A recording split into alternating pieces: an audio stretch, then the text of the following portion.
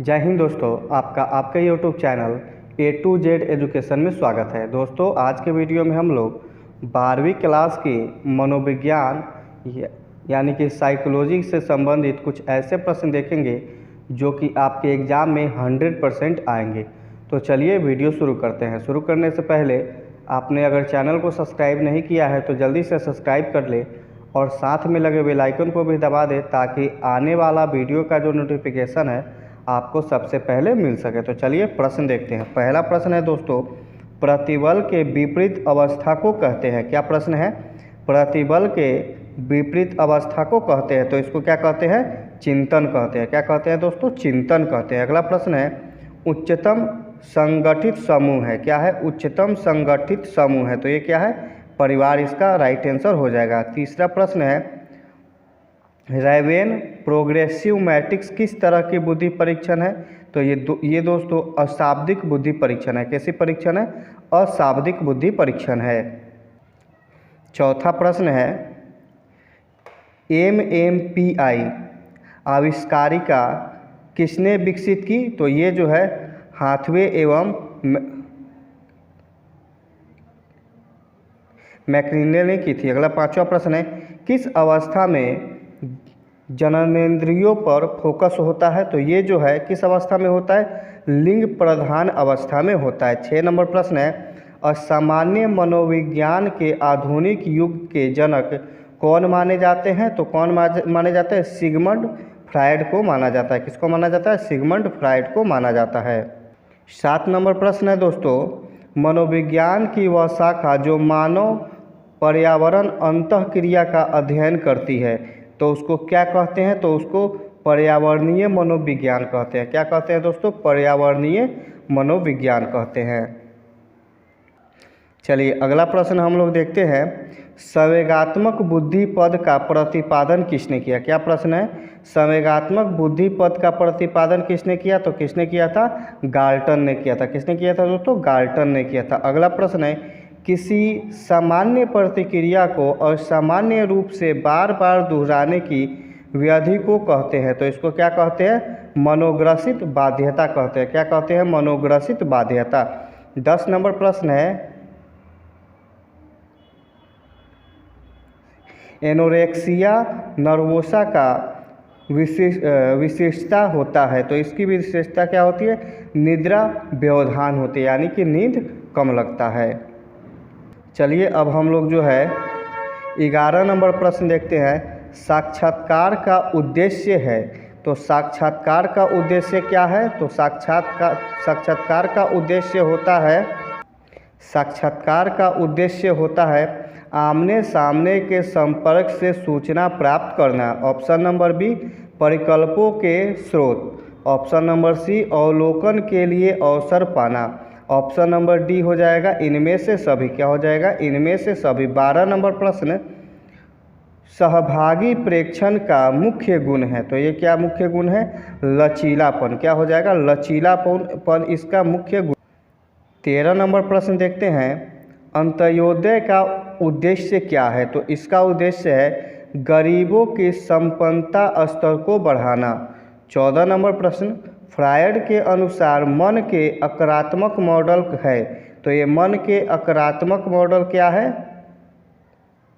क्या है दोस्तों आक्रामक मॉडल? तो उपाह जो है ये मन के आक्रामक मॉडल है। 15 नंबर प्रश्न, निम्न में से कौन सामान्य अनुकूलन संलक्षण के चरण है? तो प्रतिरोध इसका राइट आंसर हो जाएगा। चलिए हम लोग आगे का प्रश्न देखते हैं। 16 नंबर, संवेगात्मक बुद्धि के तत्व में निम्नलिखित में से किसे नहीं रखा जा सकता है? तो दूसरे को धमकी देना, ये जो है संवेगात्मक बुद्धि तत्व के गुण में नहीं रखा जा सकता है। 17 नंबर प्रश्न, बहुबुद्धि का सिद्धांत प्रतिपादित किया था। तो ये गार्डनर ने किया था। अगला प्रश्न दोस्तों हम लोग देखते हैं 18 नंबर प्रश्न को देखते हैं, नए एवं मूल्यवान विचारों के देन की क्षमता को कहा जाता है। तो इसको क्या कहा जाता है? सृजनशीलता कहा जाता है। 19 नंबर प्रश्न, बुद्धि लब्धि प्राप्त करने में यदि किसी व्यक्ति का मासिक आयु जिसको MA बोला जाता है तथा वास्तविक आयु जिसको इंग्लिश में CA बोला जाता है लगभग बराबर होता है तो उसे क्या कहते हैं? तो उसे दोस्तों सामान्य बुद्धि का व्यक्ति समझा जाता है। क्या समझा जाता है? सामान्य बुद्धि का व्यक्ति समझा जाता है।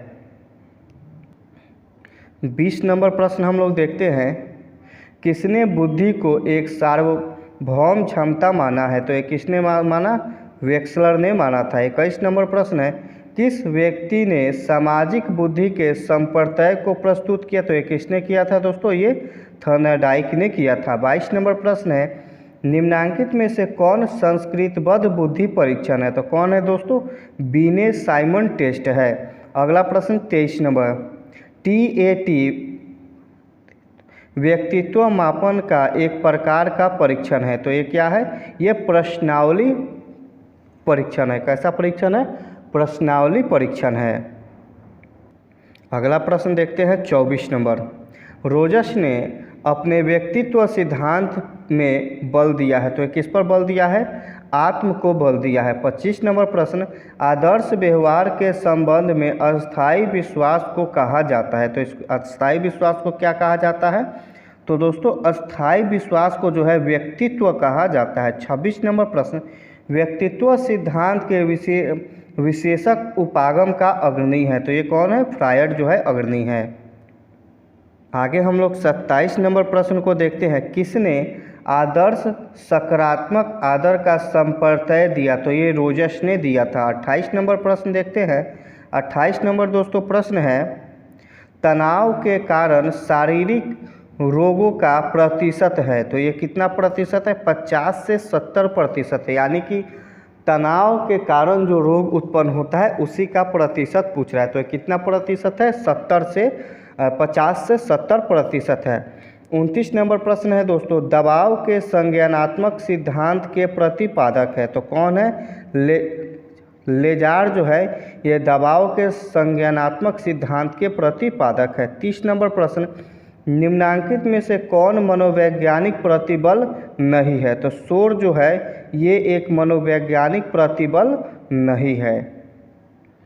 चलिए 31 नंबर प्रश्न को देखते हैं, मन, मस्तिष्क तथा प्रतिरक्षक तंत्र के आपसी संबंध का अध्ययन करने वाले विज्ञान को कहा जाता है। तो इसको साइको न्यूरो इम्यूनोलॉजी कहा जाता है। 32 नंबर प्रश्न, निम्नांकित में से कौन सामाजिक प्रतिबल है? तो विवाह विच्छेदन जो है ये सामाजिक प्रतिबल है। चलिए दोस्तों अब हम लोग 33 नंबर प्रश्न देखते हैं, कौन व्यवहार चिकित्सा की प्रविधि नहीं है? कौन नहीं है दोस्तों?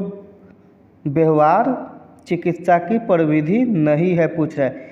इसका आंसर जो है आप कमेंट बॉक्स में दीजिएगा, नहीं तो इसका आंसर जो है मैं अगले वीडियो में आपको बताऊंगा। एक प्रश्न आप लोगों के लिए 34 नंबर प्रश्न, इनमें से कौन आयुर्विज्ञान चिकित्सा नहीं है? आयु विज्ञान चिकित्सा पूछ रहा है तो ऑप्शन नंबर सी हो जाएगा वैकल्पिक चिकित्सा। क्या हो जाएगा? वैकल्पिक चिकित्सा इसका राइट आंसर हो जाएगा।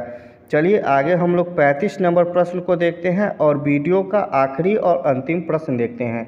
अगर वीडियो आपको पसंद आई हो तो आप अपने YouTube channel A to Z education को सब्सक्राइब करें और साथ में लगे बेल आइकन को भी दबा दें ताकि जब भी कोई वीडियो अपलोड हो तो उसका नोटिफिकेशन सबसे पहले आपके पास चल जाए। 35 नंबर प्रश्न, इनमें कौन मानवतावादी अस्तित्वपरक चिकित्सा की प्रविधि नहीं है? तो क्या पूछ रहा है? नहीं पूछ रहा है दोस्तों, तो ये हो जाएगा ऑप्शन नंबर ए सकारात्मक प्रबलन और टोकन इकोनॉमी। दोस्तों इस वीडियो देखने के लिए आपका बहुत बहुत धन्यवाद। मिलते हैं इसी प्रकार से किसी और वीडियो में, तब तक के लिए जय हिंद।